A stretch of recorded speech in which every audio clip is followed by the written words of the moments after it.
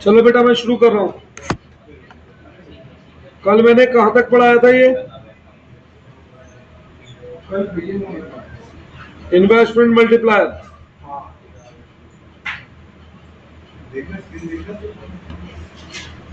तो इसमें अब अगला टॉपिक लिखो,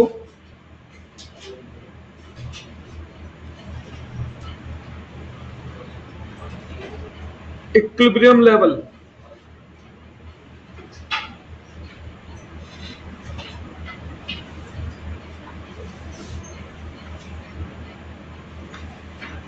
देखो बेटा ध्यान से सुनना, इक्विलिब्रियम लेवल क्या होता है?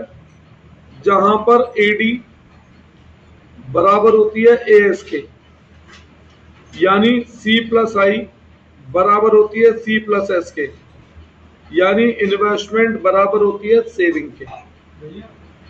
अच्छा ये मैंने करा नहीं लिंक, अरे कर रहा हूं बेटा लिंक।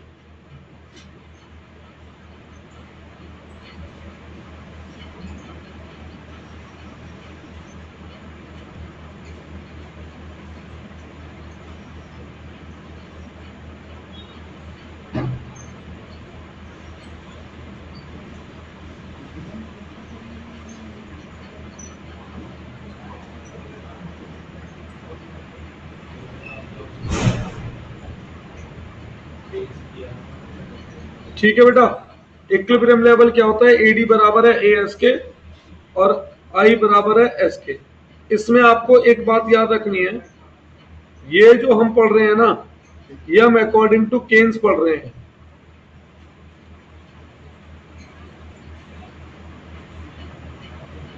तो केन्स के अकॉर्डिंग डिमांड को चेंज नहीं करते हम सप्लाई के अनुसार। केन्स के अकॉर्डिंग एग्रीगेट सप्लाई को एग्रीगेट डिमांड के अनुसार एडजस्ट करते हैं। पता नहीं कैसे एमसीक्यू में बात पूछ लें। केन्स के अकॉर्डिंग सेविंग को इन्वेस्टमेंट के अनुसार एडजस्ट करते हैं। केन्स के अकॉर्डिंग कोई भी इकोनॉमी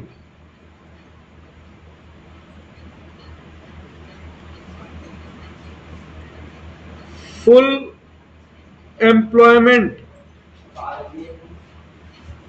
इक्विलिब्रियम पर नहीं होती है।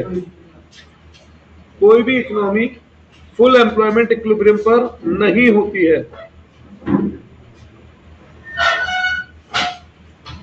ठीक है, हर इकोनॉमी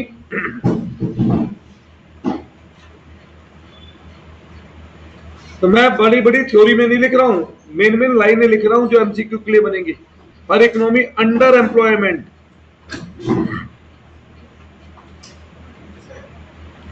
इक्विलिब्रियम पर ऑपरेट करती है।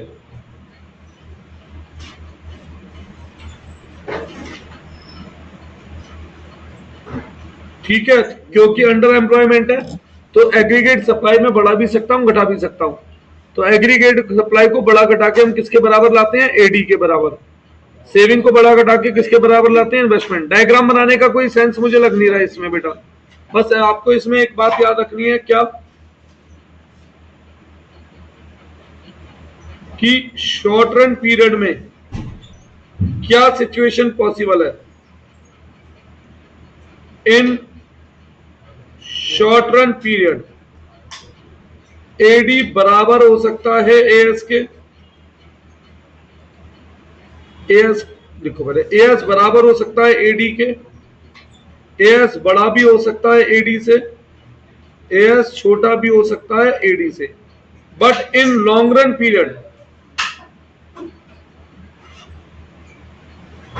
एएस हमेशा किसके बराबर होगा? एडी के बराबर होगा। ये केंशन थ्योरी का प्रोसेस पढ़ा है बेटा। डायग्राम बनाने का कोई सेंस बनेगा नहीं इसमें, क्योंकि डायग्राम में बस क्या दिखाऊंगा मैं? AD is equal to AS. नहीं, यहीं से शुरुआत किया। क्या कह रहा है? कुछ कह रहा है? अब कल वाला भी अभी तक नहीं लिखा हुआ है। लिखना नहीं है, वो एक चीज थोड़ी सी रह गई, उसके लिए स्पेस छोड़ दो। अभी पहले ये लिख ले, फिर मैं कर रहा हूं मैं फिर ऊपर। मुझे आज ये टॉपिक खत्म करना है यार। ये तो हो जाएगा, इसमें क्या है।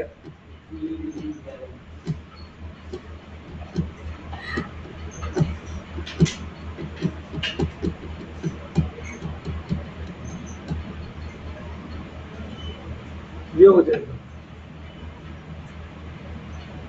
ये कैसे चल रहा है? हाँ? पता नहीं क्या चल रहा है।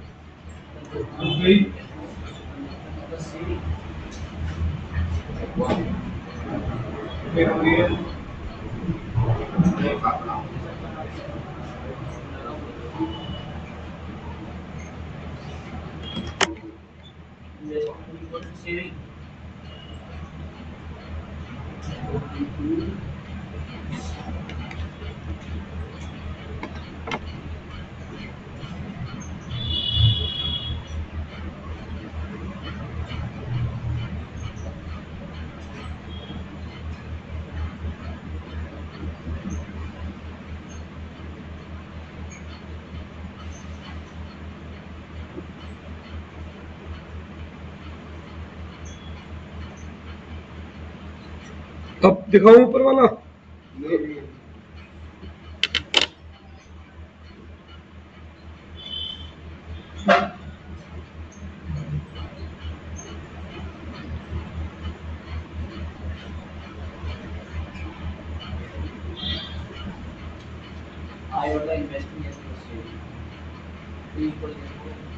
इक्विलिब्रियम का मतलब होता है कि ये दोनों चीजें इक्वल होंगी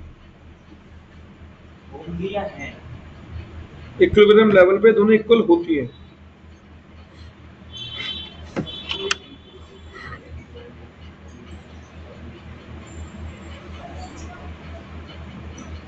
बढ़े क्या आगे?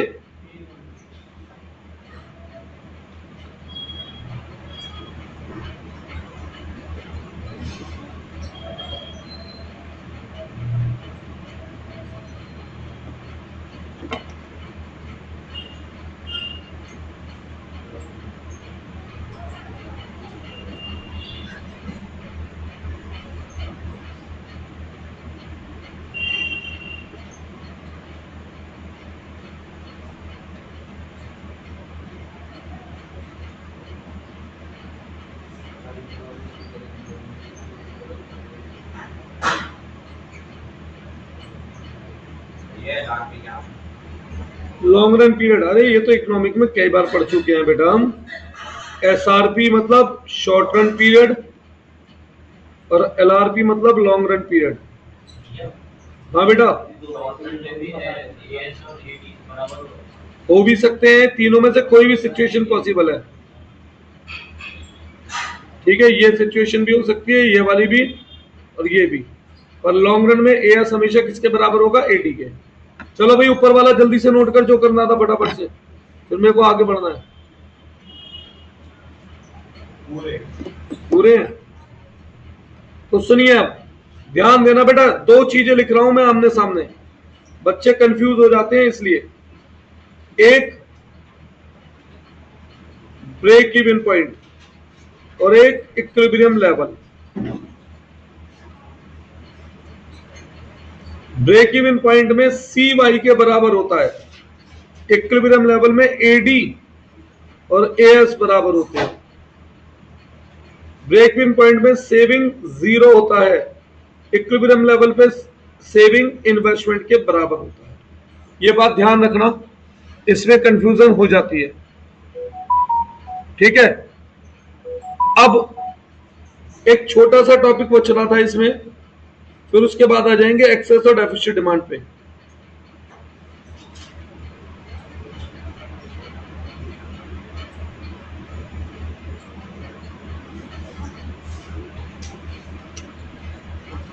बोलूं? देखो, एक आपने टॉपिक पढ़ा होगा, इन्वेस्टमेंट पढ़ा था।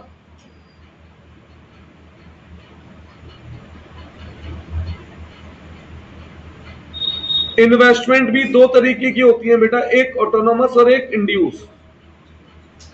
ऑटोनॉमस मतलब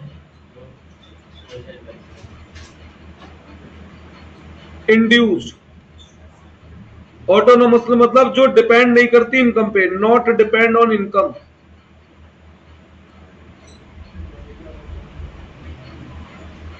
और इंड्यूस मतलब the investment which increase with increase in income।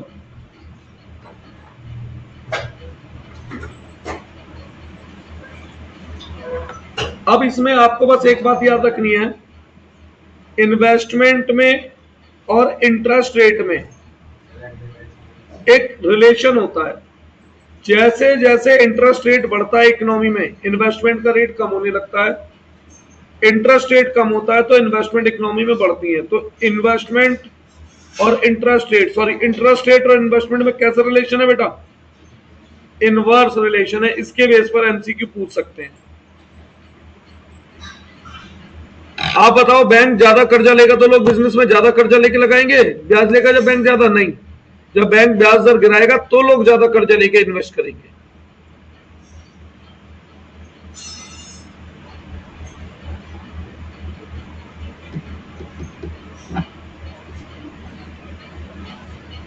एक एक्स एंड पढ़ा था कुछ ऐसा, और एक्स पोस्ट, ध्यान आ रहा है कुछ? क्या था एक्स एंड इन्वेस्टमेंट? मतलब प्लान इन्वेस्टमेंट। ये कब प्लान की जाती है? At beginning of fiscal year. X post मतलब एंड में, actual investment at end of fiscal year. अच्छा, प्लान में और नॉन प्लान में क्या फर्क है? एक्स पोस्ट में और एक्स एंड में जरूरी है जितना प्लान करते हैं उतनी इन्वेस्टमेंट होगी? उससे कम ज्यादा हो सकती है जनरली। तो एक्स पोस्ट में क्या क्या आता है? प्लान प्लस नॉन प्लान दोनों आते हैं। सेम इसी बेस पर एक्स एंड सेविंग और एक्स पोस्ट सेविंग है। सेम यही लिखना है जैसे ऊपर लिखा हुआ है बेटा। अब आते हैं main excess demand, deficit demand.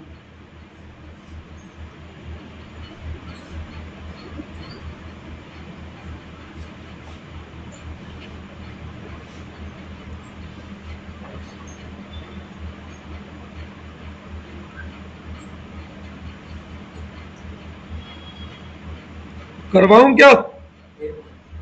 Saving में भी सेम है।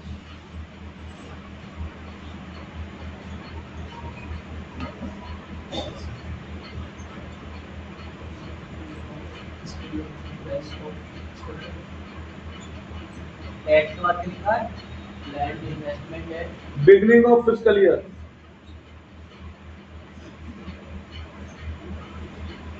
जी कल आए थे छुट्टी पे थे कल? कुछ पढ़ रहे हो या बैठ के बस चले जाते हो?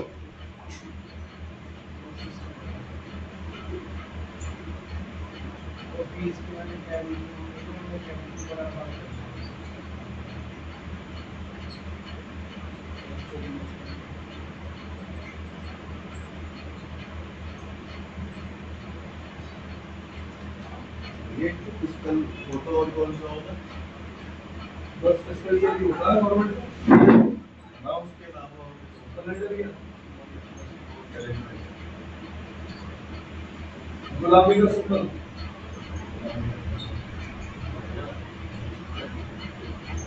इकतीस दिसंबर को नया साल बनाते हो? जनवरी जो अधिकतर भारतीय उसको बनाते हैं, क्यों बनाते हैं? उसको सकती क्या नया आता है?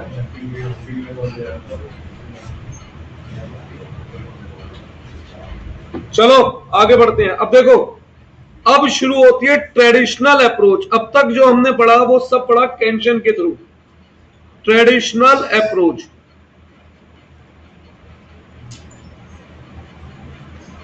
ट्रेडिशनल कह दो, क्लासिकल कह दो।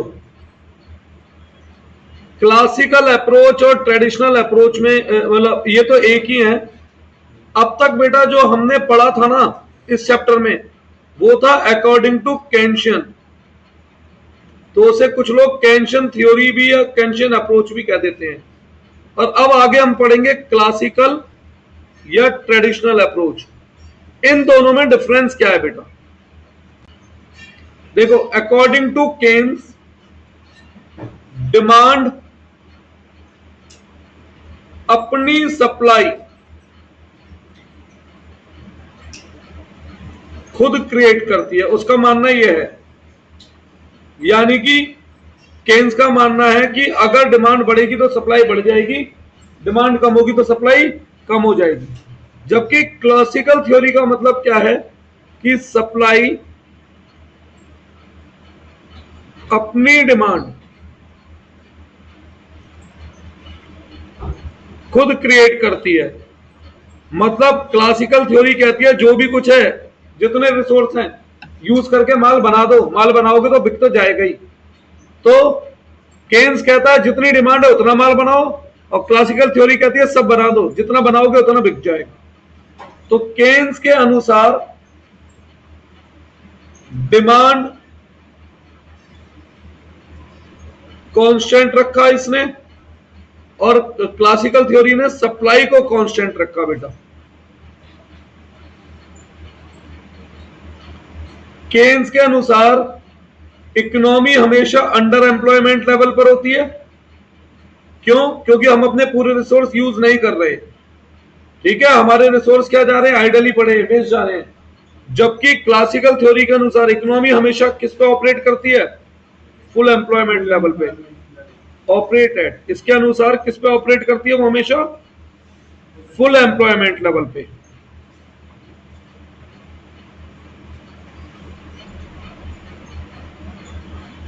ठीक है, ये दोनों अप्रोचेस में डिफरेंस है। पता नहीं इसके बेस पर कोई थ्योरी बन जाए, एमसीक्यू बन जाए मतलब। अब ट्रेडिशनल अप्रोच में क्या क्या हमें पढ़ना है? सबसे पहले तो एम्प्लॉयमेंट। क्या मतलब आप लोग समझते हैं एम्प्लॉयमेंट का मतलब? भाई लोग एम्प्लॉयमेंट का मतलब समझते हैं इंसान को नौकरी देना, जबकि मेरे हिसाब से एम्प्लॉयमेंट का मतलब है यूजेस ऑफ रिसोर्सेज। यानी कि जितने भी हमारे पास रिसोर्स हैं उनका इस्तेमाल करना, ये एम्प्लॉयमेंट है। और रिसोर्स का अगर इस्तेमाल नहीं हो रहा तो वो अनएम्प्लॉयमेंट है। अब ह्यूमन बीइंग भी एक रिसोर्स है। रिसोर्स दो तरीके के होते हैं, पढ़ा होगा, फिजिकल कैपिटल और ह्यूमन पढ़ा था ना। तो ह्यूमन बीइंग भी रिसोर्स है और थिंग भी रिसोर्स है।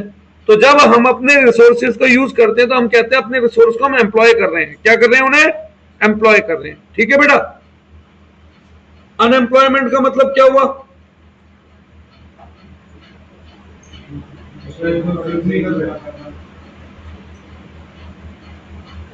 That resource are not in use. That is, resources are left idle. उन्हें खाली छोड़ रखा है। ठीक है।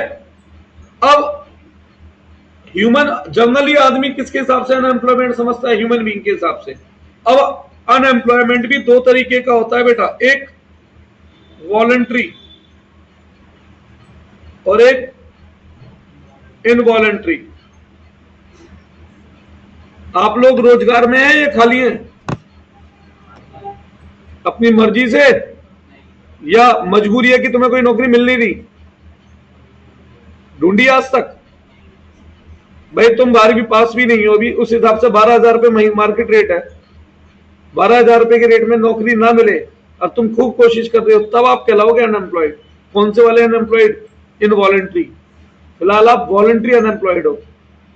पास 12वीं भी नहीं की, सपने हैं कि 5 लाख रुपए महीने की नौकरी मिल जाए। कैसे मिल जाएगी भाई? हाँ जी, है ना। तो वॉलंटरी अनएम्प्लॉयड कौन होते हैं? जो प्रिवेलिंग मार्केट वेज रेट पर काम करने को तैयार नहीं है।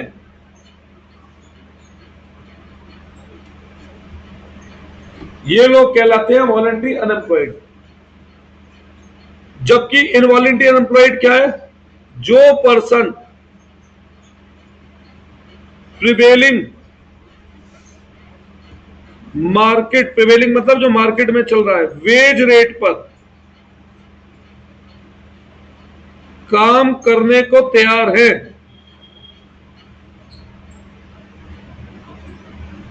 पर काम नहीं मिल रहा, तो वो लोग हैं इनवॉलंटरी अनएम्प्लॉयड।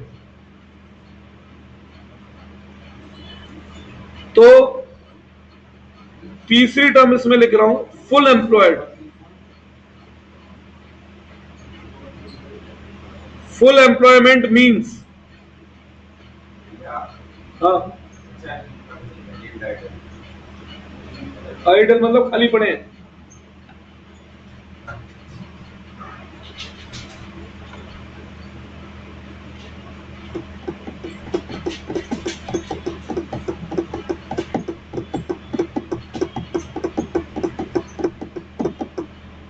आज छुट्टी पे कौन कौन है अभी?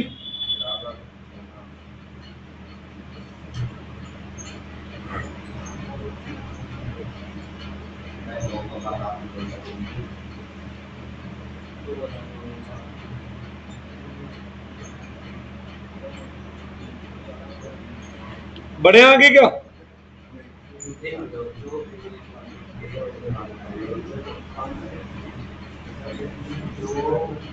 प्रिवेलिंग वेज रेट पर काम करने को तैयार नहीं है, वो अनएम्प्लॉयड है। और जो काम करने को तैयार हैं पर काम नहीं मिल रहा, वो लोग क्या हैं? वो इनवॉलंटरी अनएम्प्लॉयड है। तो full employment means zero unemployment. ठीक है बेटा?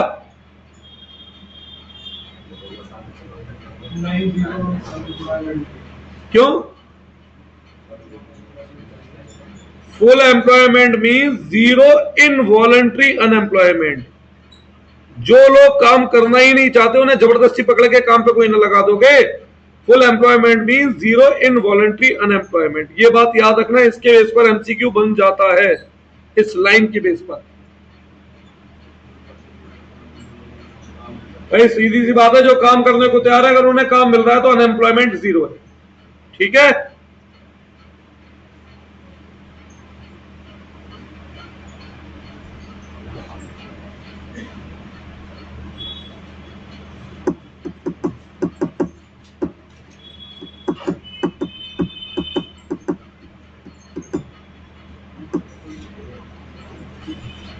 कैसे परेशान है तू?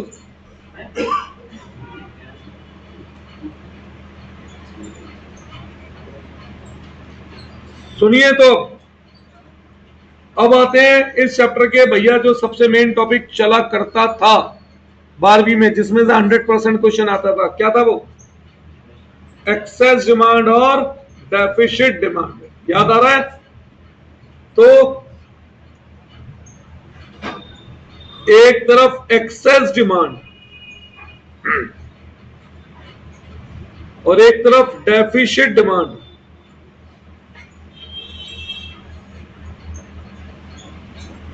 एक्सेस डिमांड से क्या आता है?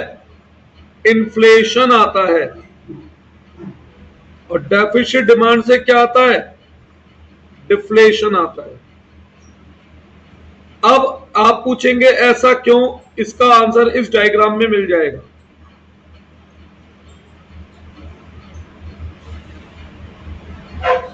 देखो बेटा, ये है मेरी एग्रीगेट डिमांड और ये एग्रीगेट सप्लाई, और इकोनॉमी फुल एम्प्लॉयमेंट पे ऑपरेट करती है, मतलब इससे ज्यादा प्रोडक्शन हम कर नहीं सकते। ये हमारा मैक्सिमम प्रोडक्शन है जो हम कर सकते हैं। कहां तक? इस पॉइंट तक। तो this one is production at full employment level.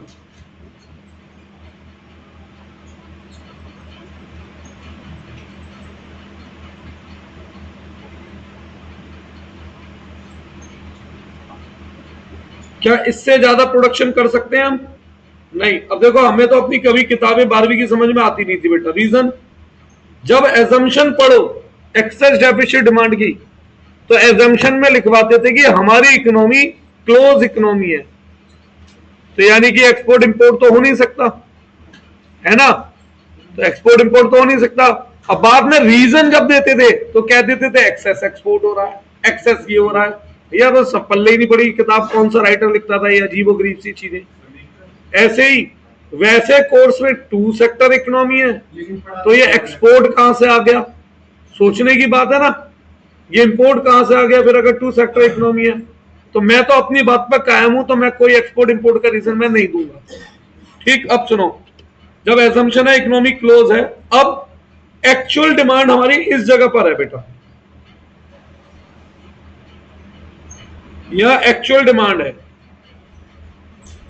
तो देखा जाए तो समस्या क्या है, कुछ भी नहीं, डिमांड ज्यादा है प्रोडक्शन ज्यादा कर दो, समस्या दूर। कोई दिक्कत है इसमें?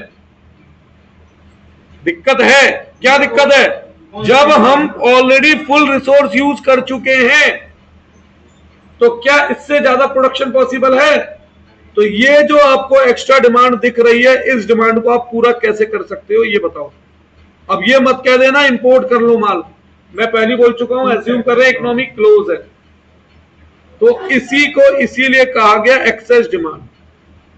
अब आप खुद बताओ, जब मार्केट में सिचुएशन ऐसी होती है कि डिमांड कम ज्यादा है और सप्लाई कम है, तो होता क्या है, ब्लैक मार्केटिंग वगैरह होनी शुरू हो जाती है, आया ना, लोग वही स्टॉक इकट्ठा करके रखना शुरू कर देते हैं।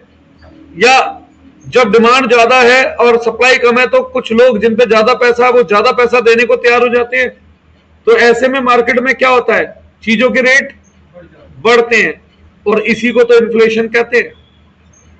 अब दुनिया में जनरली किसी भी देश में इन्फ्लेशन कंट्रोल बड़ा मुश्किल से हो पा रहा है, यह होता ही नहीं है। कारण, हर साल हम प्रोडक्शन बढ़ाते हैं, पर जितना प्रोडक्शन बढ़ाते हैं उससे ज्यादा आबादी बढ़ जाती है।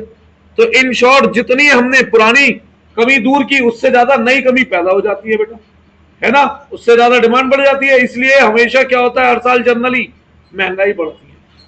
अब इसका मतलब नया इक्विलिब्रियम लेवल इस जगह पर है, तो लोग खर्च इस लेवल पे करने को तैयार है। ये जीरो था तो ये 1, तो इस गैप को क्या नाम दे दिया गया, इन्फ्लेशनरी गैप। इतनी नॉलेज बहुत है इसका एमसीक्यू क्रैक करने के लिए, ठीक है जी। अब दूसरे पे आते हैं, अभी तो इसी पेज पे बेटा सीधी सी एक बात बता, मेरे पास मैक्सिमम क्षमता है 40 बच्चे पढ़ाने की एक बैच में, बच्चे आ जाए 60, ठीक है, मेरे पास कोई रिसोर्स नहीं बचाना, मतलब ना मेरे पे टाइम बचाना चाहिए ना कुछ और। तो ऐसे में क्या मैं 60 बच्चे पढ़ाने की क्षमता रखता हूँ? बच्चे कितने पढ़ाने की क्षमता रखता हूँ? 60। और बच्चे कितने आ गए?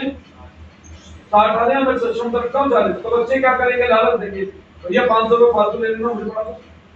यही होता है ना, जब शॉर्टेज होती है मार्केट में, तो एक शॉर्ट में क्या करूंगा, फीस बढ़ा दूंगा, जबकि बच्चे उतने चांस ही बढ़ाऊंगा।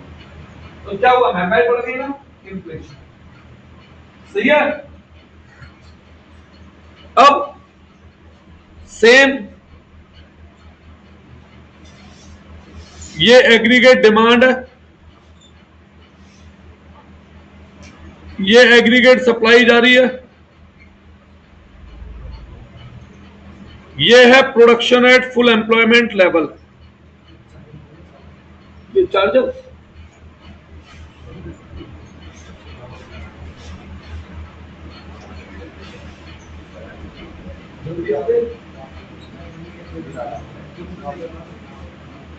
अपना भी काम करके पता कौन सी वाली वीडियो बनाते हैं, ठीक है, अपने नॉर्मल वाले को तो बोलते हैं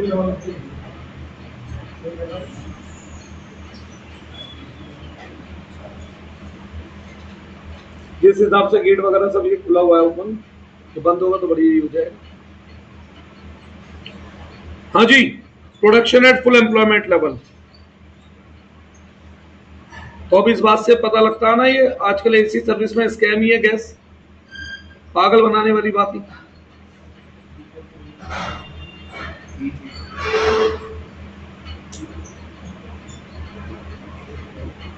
production at full employment level. अब एक्चुअल डिमांड यहां है बेटा, एक्चुअल डिमांड यहां है। तो अब एक बात बताओ, जब डिमांड कम है और गुड्स ज्यादा प्रोड्यूस है तो गुड्स वेस्ट जाएंगे नहीं जाएंगे, है ना? तो इसे कह दिया जाता है डेफिशिट डिमांड। अब जब प्रोडक्शन ज्यादा है डिमांड कम है तो जनरली क्या होगा? अरे भैया प्रोड्यूसर लालच देंगे कंज्यूमर को, भैया सस्ते में माल देने ले लो, यानी कीमतें गिरेंगी, लोगों का खर्चा गिरेगा, डिफ्लेशन आया और जो एडी कर्व है वो किस तरफ शिफ्ट हुआ? डाउनवर्ड टू राइट शिफ्ट हुआ, और इसे क्या हुआ? डिफ्लेशनरी गैप कह दिया इसे। ठीक है जी, इन दोनों में से कौन बुरा है कौन अच्छा है? ये भी बुरा है, बुरी कंडीशन है, बैड कंडीशन है, और ये भी ज्यादा बुरी कंडीशन है ये। अब आप कहेंगे ऐसा क्यों? महंगाई बढ़ना अच्छा, महंगाई घटना बुरा? अरे भैया महंगाई इसलिए बढ़े कि प्रोडक्शन बढ़ा है तो वो अच्छी बात है, पर महंगाई इसलिए बढ़े कि जो प्रोड्यूस कर रहे हैं वो भी नहीं बिक रहा है, इसलिए माल सस्ता बिक रहा है, तो इसका मतलब हमारे देश के पास आगे ग्रोथ करने की अपॉर्चुनिटी खत्म हो गई। अब एक बात बताओ, कोई भी कंट्री ग्रोथ कैसे करती है? अपनी प्रोडक्शन कैपेसिटी बढ़ाती है। अरे जितना प्रोड्यूस कर रहा हूं वही माल नहीं बिक रहा, तो प्रोडक्शन कैपेसिटी बढ़ा भी लूंगा तो वो एक्स्ट्रा माल कहां बिकेगा? तो यानी कि हम आगे बढ़ने की जगह कहां जा रहे हैं? बैकवर्ड जा रहे हैं। तो अभी क्या बढ़ा हमने? इकोनॉमिक क्लोज है, बढ़ा नहीं बढ़ा? जैसे एक्सेस डिमांड है तो इसे डेफिशिट सप्लाई भी कह सकते हैं? नहीं। ऐसा क्यों? क्योंकि सप्लाई कांस्टेंट है। क्या बोला था मैंने ट्रेडिशनल में? सप्लाई कांस्टेंट रखनी है। हाँ, इसका सोचो, मैं ग्रोथ कैसे करता? मेरे पास और शेयर बढ़ जाए और बच्चे आते हैं। अबे मेरे पास 40 शेयर है, बच्चे ही 25 आ जाए पढ़ने, तो मैं और एक्स्ट्रा शेयर ला भी लूंगा तो क्या मेरी कमाई बढ़ जाएगी? तो मेरे तो आगे बढ़ने के रास्ते ही खत्म आए ना।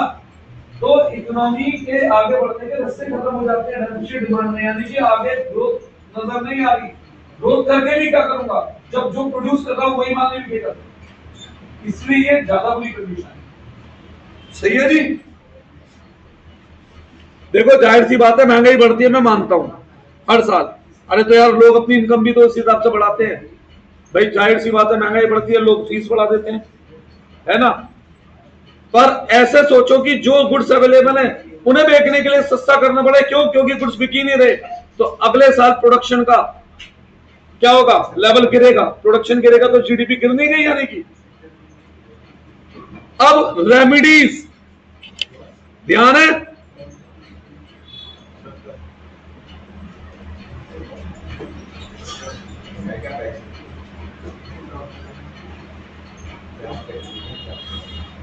देखो 15 मिनट का चैप्टर बचा है, पढ़ लोगे तो शांति से।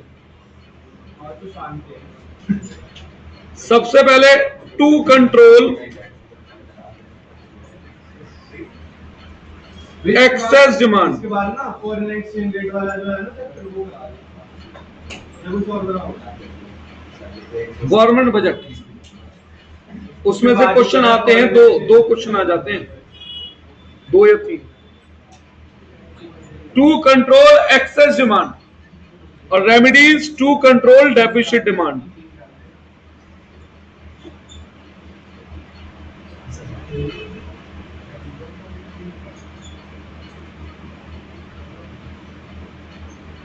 हाँ जी, अब एक्सेस डिमांड को कंट्रोल करना है, मतलब डिमांड बढ़ानी है घटानी है? डिमांड कम करने के एफर्ट करते हैं।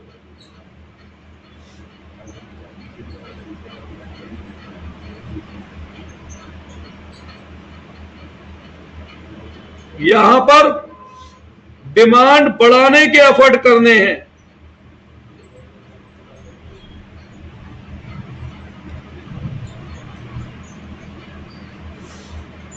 डिमांड कम कैसे होगी? जब लोगों के हाथ से पैसा कम कर दें, यानी कि जो की इंटीग्रेंट है, जो पीछे की भावना है, थीम है, वो क्या है? मनी सप्लाई को कम कर दो।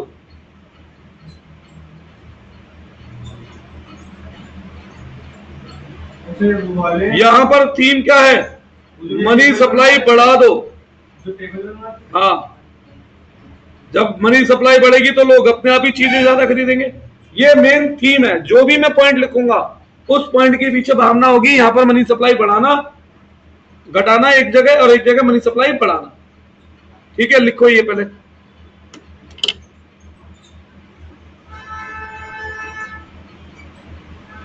आज उसमें बुढ़ल के क्वेश्चन कराने हैं ना, करके लाए थे कुछ? नहीं क्वेश्चन कहाँ से? यार, वो तुम्हारे पास पूरी पीडीएफ है। हाँ, उसकी तो पूरी बात है। मेरे एक ईको पे तो कर लिए सर। ईको पे वो कर दिया।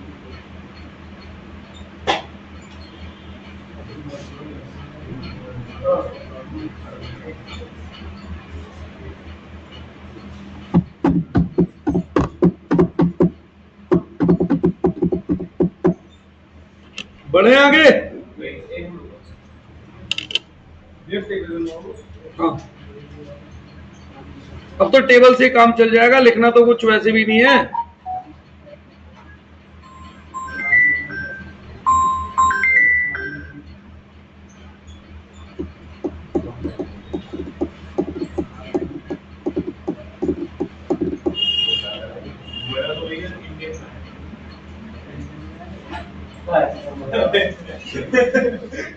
अब सुनो,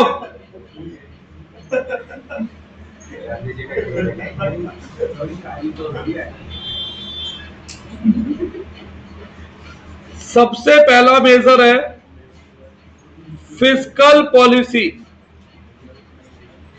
टेबल गलत बन गया, ये ज्यादा बड़े बन गए, ये छोटा रह गई जगह।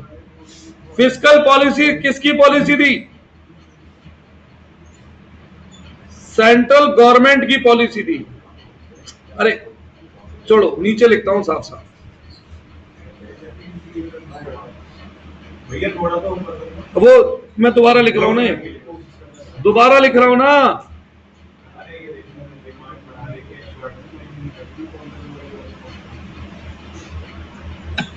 बातें ना करके काम में ध्यान लगा लो बेटा प्लीज।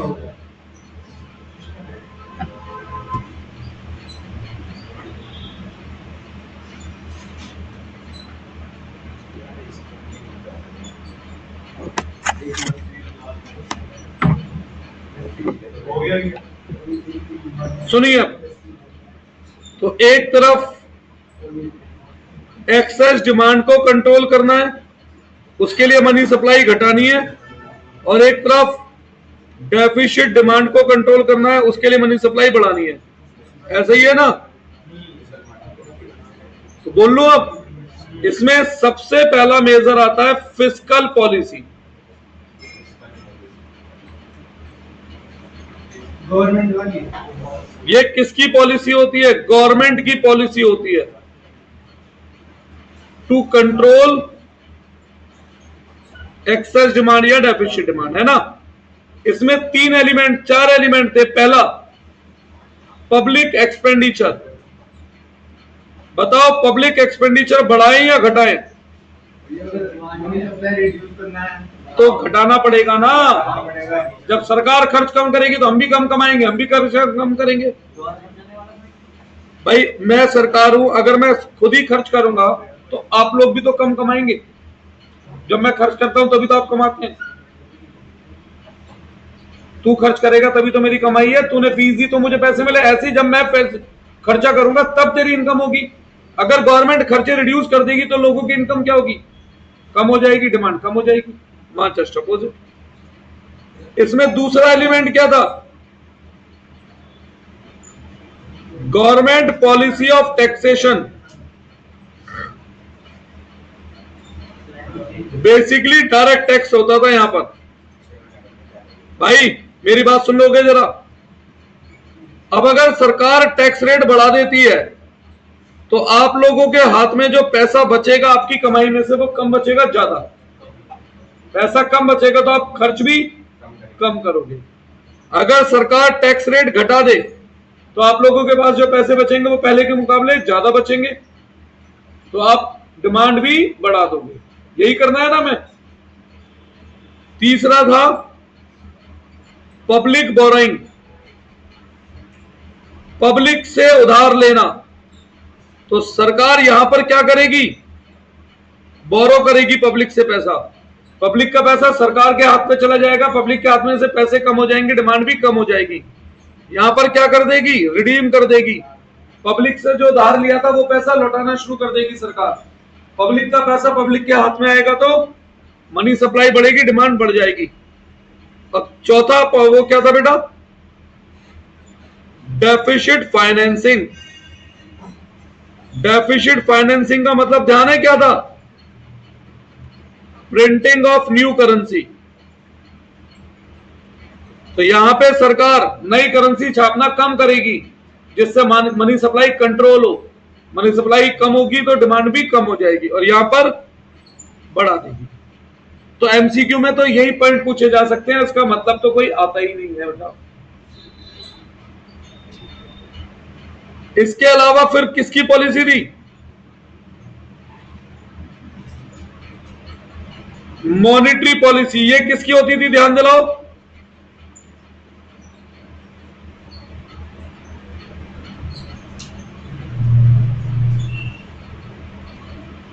मॉनेटरी पॉलिसी किसकी होती थी, याद दिलाओ बेटा कोई।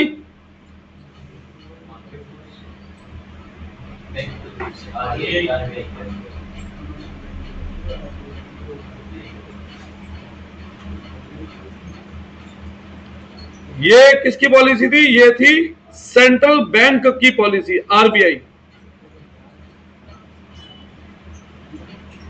इस आरबीआई पॉलिसी को भी हम कितने हिस्सों में बांटते थे, 2। ध्यान है, क्वालिटेटिव और क्वांटिटेटिव। तो इसके बेस पे भी क्वेश्चन बन सकता है, क्वांटिटेटिव और दूसरा क्वालिटेटिव। क्वांटिटेटिव में क्या क्या आता था,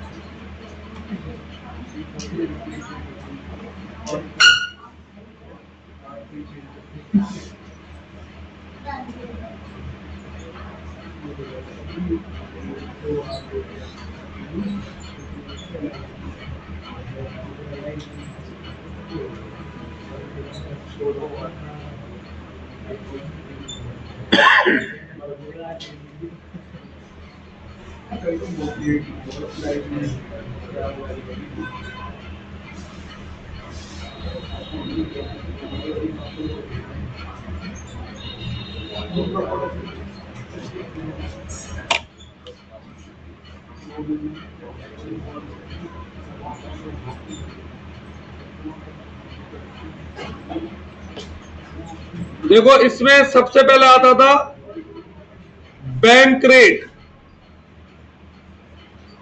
और दूसरा रेपो रेट। इसके बेस पे क्वेश्चन बन सकता है। बैंक रेट क्या होता था, लॉन्ग टर्म लोन का रेट होता था ये, और repo rate short term loan का रेट होता था। ये लोन कौन किसे दे रहा है, ये आरबीआई देती थी, किसे, कमर्शियल बैंक को। इन दोनों केसेस में अगर इंटरेस्ट रेट बढ़ा दिया जाता है तो कमर्शियल बैंक लोन देना महंगा कर देंगे, लोग कम लोन लेंगे, मनी सप्लाई कम होगी, डिमांड कम हो जाएगी। इंटरेस्ट रेट कम कर दिया जाएगा अगर, तो लोग ज्यादा उधार लेंगे, मनी सप्लाई बढ़ेगी, डिमांड बढ़ जाएगी। तीसरा था इसमें रिवर्स रेपो रेट। ये क्या था, ध्यान दिलाओ, interest rate on loan by commercial bank to RBI.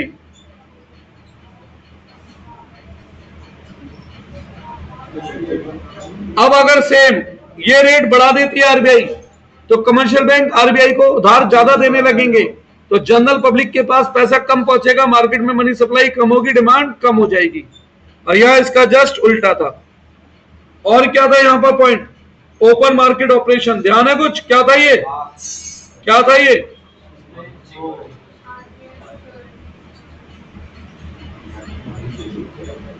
Cell purchase of government security by RBI. तो यहां पे आरबीआई क्या करेगी? गवर्नमेंट सिक्योरिटी बेचेगी। आप लोग सिक्योरिटी खरीदेंगे, पैसा आपके पास से आरबीआई के पास चला जाएगा, मार्केट में मनी सप्लाई कम हो जाएगी, डिमांड कम हो जाएगी। और यहां पर आरबीआई क्या करेगी? परचेज करेगी।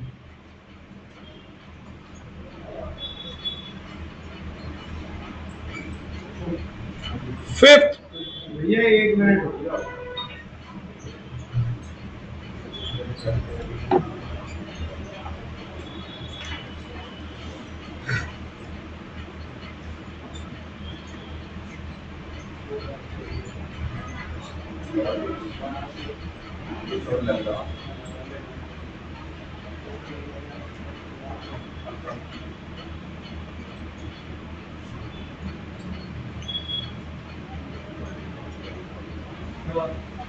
सुनिए तो भैया, फिफ्थ,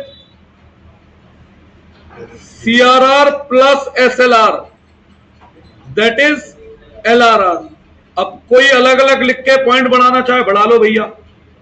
अब अगर आरबीआई या आरबीआई एसएलआर का रेट बढ़ा देती है तो बैंक अवेलेबल अमाउंट में से कम उधार दे पाएंगे, ज्यादा कम उधार दे पाएंगे, तो मार्केट में मनी सप्लाई रिड्यूस होगी। रिड्यूस होगी तो डिमांड कम हो जाएगी। और यहां पे जस्ट अपोजिट था। ये थे कौन से मेथड? क्वांटिटेटिव। लिख लो पहले इन्हें, फिर क्वालिटेटिव लिखवाता हूं।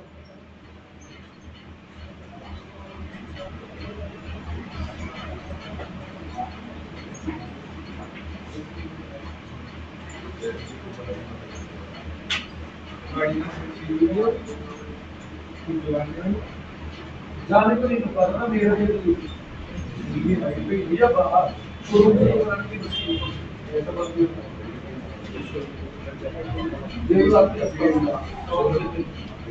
एक लाख रुपए का तो केवल एक सिंगल कार्ड है, इसके अलावा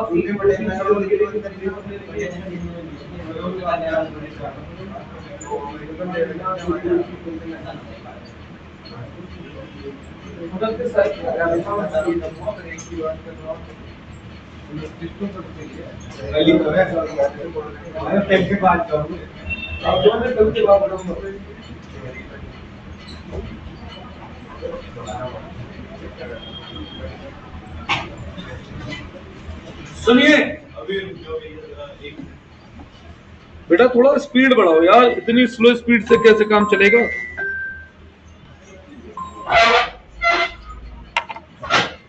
हेलो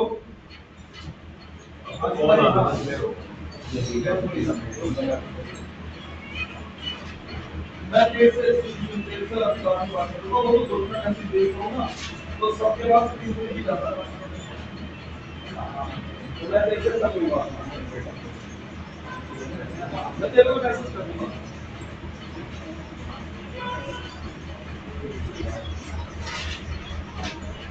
हो गया भैया।